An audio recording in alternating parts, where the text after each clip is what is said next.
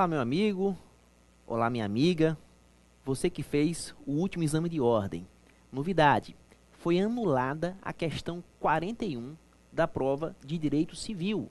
A única anulação nos últimos anos de exame de OAB. Interessante o fundamento que levou a comissão da FGV a anular essa questão. Olha só. A questão trata, basicamente, da responsabilidade por atos praticados por pessoas incapazes. Nós sabemos que, de acordo com o Código Civil, em seu artigo 932, os pais são objetivamente responsáveis pelos atos praticados pelos filhos menores que se encontrarem em sua autoridade e companhia. Portanto, qualquer ato praticado pelo filho menor que se encontre sob a autoridade e companhia dos pais atrai a responsabilidade objetiva desses pais. Lembrando que responsabilidade objetiva independe de culpa. Qualquer aluno que se formou numa faculdade de Direito sabe disso, né? Que quando um filho menor causa um dano, os pais respondem objetivamente. Em contrapartida, existe um caso específico em que o próprio filho menor também pode assumir a responsabilidade, em que a responsabilidade corre por conta do filho menor, do próprio incapaz, que é quando seus responsáveis não dispõem de meios suficientes. Se os pais forem pessoas humildes, sem patrimônio, não tiverem condições financeiras, e o menor, em contrapartida, contar com esses recursos, ele, menor, o próprio incapaz, pode ser responsabilizado pelo dano causado.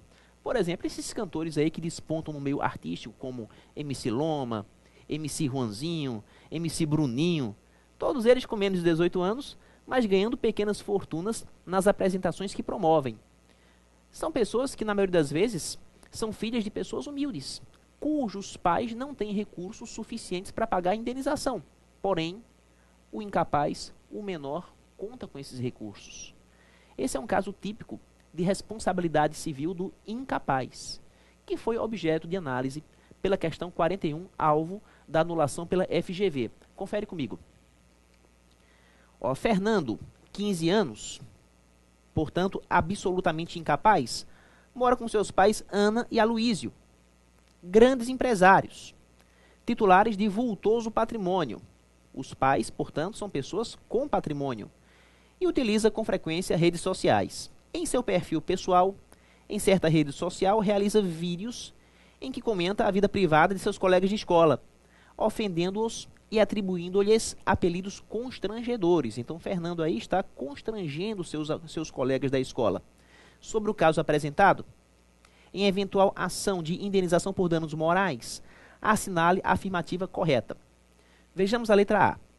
Será responsável o menor na forma subjetiva. Atenção. Em nenhum momento a questão fala para a gente que o menor tem condições financeiras para pagar. Em nenhum momento a questão fala para a gente que os pais desse menor são pessoas economicamente sem patrimônio. Pelo contrário. Lá no enunciado foi escrito, volta para a tela, que os pais são titulares de um vultoso patrimônio. Então dizer que o menor é responsável é uma grande mentira. Estaria errada a proposição A. Aplicada a regra geral, respondem objetivamente os pais do menor. Vejamos a letra B. Apenas será responsável o menor caso este seja titular de patrimônio suficiente na forma objetiva. Observem que os pais do menor são titulares de um vultoso patrimônio. Está escrito lá. Gente, se os pais são titulares de um vultoso patrimônio, são eles os pais que serão responsáveis. O menor somente responderia se os pais não dispusessem desse patrimônio e ele, o menor, tivesse recursos para pagar a indenização. O que não é o caso. De acordo com a questão, os pais possuem vultoso patrimônio.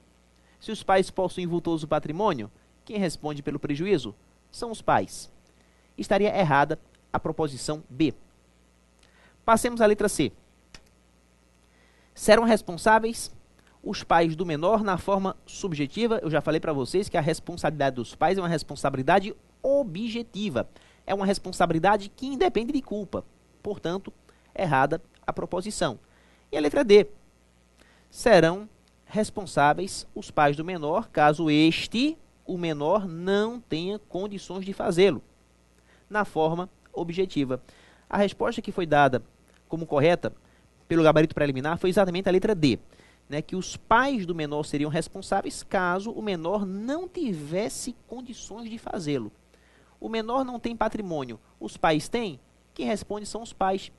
Observe que dentro da lógica da questão, essa resposta está correta. Pais ricos, filho liso. Quem responde são os pais. Se fosse o contrário, pais lisos e filho rico, quem responderia era o filho.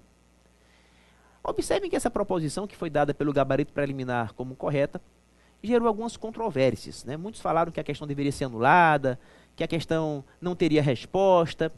Em suma, no meu entendimento, a questão tem resposta, e essa resposta é a letra D, que se coaduna exatamente com a inteligência do enunciado que foi proposto.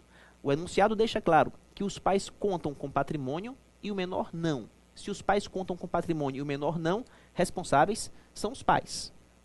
Caso a situação fosse invertida, os pais não contassem com patrimônio e o menor, em contrapartida, tivesse condições patrimoniais para pagar a indenização, o menor seria responsável.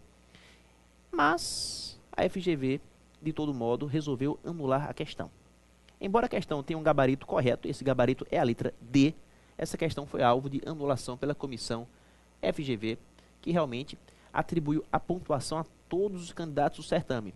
De certo modo, foi bom para os alunos, né? Os alunos que não conseguiram aprovação por causa da questão 41, finalmente estão aí concorrendo à segunda fase.